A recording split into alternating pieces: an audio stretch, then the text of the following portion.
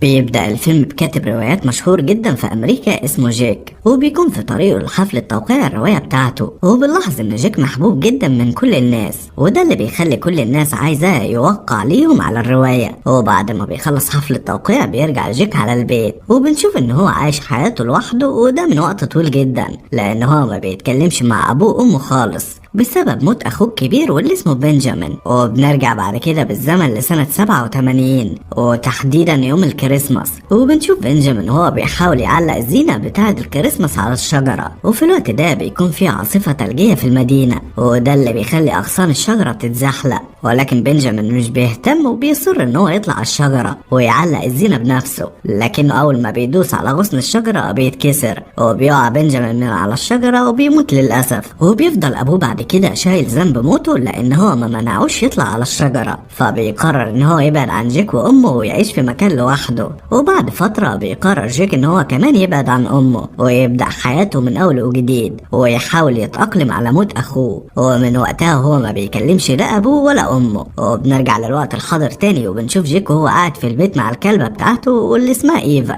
وبيكون جيك شخص انطوائي جدا وما بيحبش حد يقرب منه، علشان كده ما بيدخلش في اي علاقات عاطفية ومستمتع بالعيشة لوحده، ومش بيسمح لأي حد يقرب منه لأن هو بيحب الوحدة. وكمان بيكون خايف من تكرار تجربة أبوه وأمه. وفي الأثناء دي بيرن التليفون، وأول ما بيرد جيك بيلاقي المحامي بتاع أمه، وبيقوله المحامي إن أمه ماتت بقالها أكتر من أسبوع، وكتبت له البيت بتاعها باسمه، وهو لازم يروح يستلم البيت بنفسه. فبيتصدم جيك لما بيسمع خبر وفاة أمه، وبيلوم نفسه إن هو كان بعيد عنها طول السنين دي وما قدرش يكون جنبها وقت موتها، ولكنه بيقرر يروح يستلم البيت بتاعها ويقعد في البيت ده كام يوم. وتاني يوم بيروح لبيت أمه وبيقابل المحامي عشان يسلموا كل حاجة، ولكنهم قبل ما يدخلوا البيت بيلاحظ جيك إن في بنت واقفة قدام البيت ومتوترة شوية وكأنها بتراقبهم، لكنه ما بيهتمش بيها وبيدخل البيت. ولما بيدخل جوه بيلاقي البيت كله كراكيب، فبيسأل المحامي ايه الكراكيب دي، فبيقول له ان هي ما كانتش بتخرج من البيت اخر فترة في حياتها، فكانت بتحتفظ بعلب الاكل والحاجات التانية في البيت. وبيسيبه بعد كده المحامي وبيمشي. فبيبدأ جيك يلم الكراكيب دي علشان يرميها في الزبالة لان هي بالنسبة له ملهاش لازمة،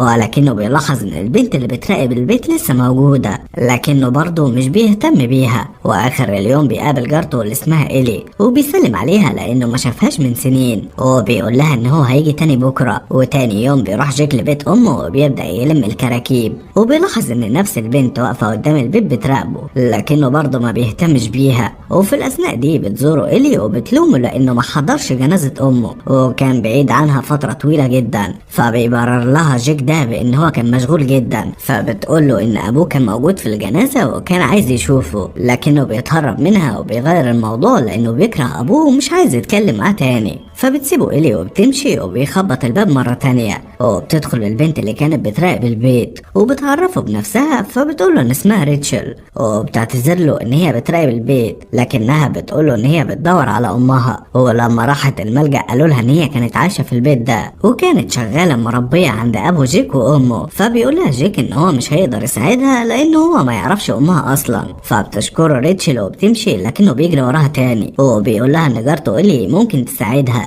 لانها عايشة في المدينة دي من سنين طويلة، ولكن إيلي بتكون في الوقت ده في ميعاد مع حبيبها. فبيسيب لها جيك رقم وبيقول لها تكلموا وقت تاني، وساعتها يزوروا إيلي مع بعض، وبيعرض عليها تتغدى معاه في مطعم في المدينة فبتوافق. ولما بيروحوا المطعم ده بيبداوا يتعرفوا على بعض. فبتقول له ريتشل ان هي عايشة مع اتنين اتبنوها من الملجأ، لكنها بتدور على امها الحقيقية عشان ترجع تعيش معاها. وبتقول له ان هي مخطوبة وخطيبها اسمه ألان، وخطيبها ألان ده بيحبها جدا لكنها مترددة في علاقتها معاه. ولما بتسأله عن نفسه بيقول لها ان هو مش بيدخل في اي علاقات لان هو بيحب يعيش لوحده، ومش بيقول لها ان هو كاتب روايات مشهور. واخر اليوم بيرجعوا للبيت وبيلاقوا ان إيلي لسه ما رجعتش، فبيعرض عليها جيك هنا تبات معاه الليلة دي ويروحوا لها تاني يوم. فبتوافق، وتاني يوم الصبح بيصحى جيك على صوت إيلي، فبيروح هو وريتشل يزورها وبيسألوها لو كانت تعرف امها.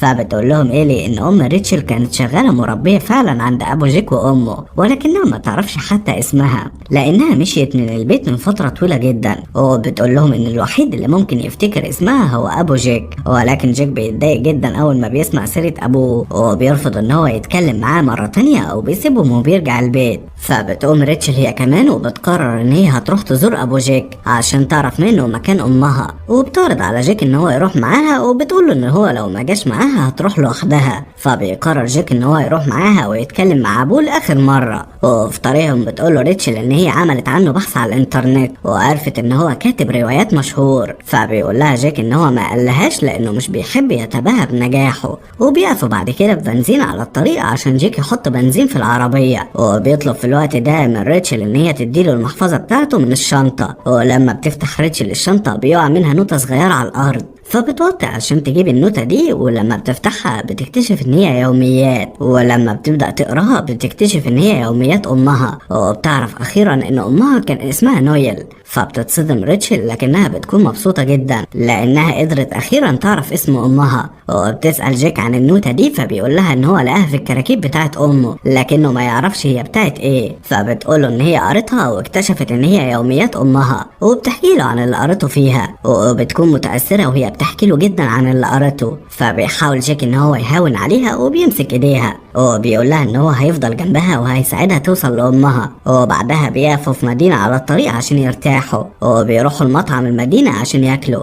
وبتسأله ريتشل مرة تانية عن السبب اللي مخليه ما بيدخلش في علاقات عاطفية. فبيقول لها جيك ان هو بيحب يعيش لوحده وان هو ما بيحبش يتعامل مع الناس. فبتستغرب ريتشل من كلامه لكنها ما بتهتمش. وفي الوقت ده بتضرب المدينة عاصفة ثلجية، فبيقرروا انهم يرتاحوا في فندق على الطريق ويكملوا طريقهم تاني يوم. وتاني يوم بيلاقوا ان العاصفة لسه شغالة، فبيقرروا انهم يأجلوا سفرهم يوم كمان. وبيعرض عليها جيك انهم يستمتعوا باليوم مع بعض فبتوافق. وبيروحوا لحفل الكريسماس اللي معمول في المدينة دي، وبيكونوا مستمتعين جدا بوقتهم وبيتفرجوا على فيلم مع بعض، وبيكونوا مندمجين جدا في الفيلم لدرجة انهم مش بيحسوا بالوقت، وبيفضلوا قاعدين لوحدهم وبتكون كل الناس مشيت. فبيمشوا بعد كده هما كمان عشان يرجعوا للفندق. وفي طريقهم للفندق بتدخل ريتشل المكتبة وبتشتري رواية من روايات جيك من غير ما تقوله. ولما بتطلع الأوضة بتفضل تقرا في الرواية لحد تاني يوم، وبتتأثر جدا بالرواية دي وبأحداثها.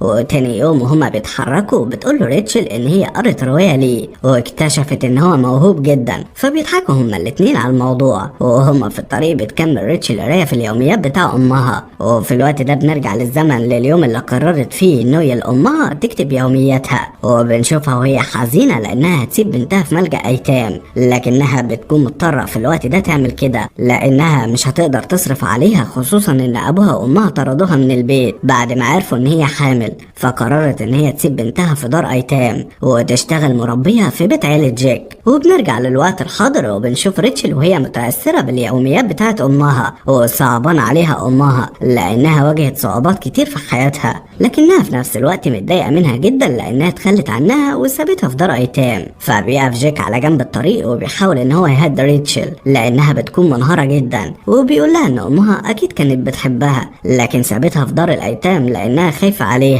واكيد كان غصب عنها. وبيحاول ان هو يتقرب منها لكنها بتقوله ان هي مخطوبة ومش هينفع يقربوا من بعض. وبيرجعوا للعربية تاني عشان يكملوا طريقهم، وبيوصلوا اخيرا لبيت ابو جيك. وهنا بيراجع جيك نفسه لان هو متوتر ومش عاوز يقابل ابوه، خصوصا ان هو ما شافوش من وقت موت بنجامين. لكن ريتشل بتشجعه ان هو يقابله عشان يساعدها. فبيقرر جيك ان هو هيتكلم مع ابوه لاخر مرة وبعد كده مش هيقابله لباقي حياته. وفي الوقت ده بيشوفوا ابوه بيتأثر جدا وبيبقى مبسوط ان هو اخيرا شاف ابنه، وبيقول ان هو كان مستني اليوم ده من زمان عشان يشوفه، وان هو كان بيحاول يتواصل معاه كتير جدا لكنه ما كانش بيرد عليه، وحتى الرسائل اللي كانت امه بتبعتها له ما كانش بيرد عليها. فبيقول له جيك ان هو ما يعرفش حاجة عن الرسائل اللي كانت امه بتبعتها له وان هو اساسا مش عايز يتكلم معاه، والسبب الوحيد اللي خلاه يزوره دلوقتي ان هو عاوز يساعد ريتشل. فبيتضايق ابوه من اسلوبه المستفز لكنه بيكون عاوز يصالحه فعلا، وبيدور على طريقة يعتذر بيها عن كل اللي هو عمله معاه زمان، فبيطلب منه يعلق زينة الكريسماس على الشجرة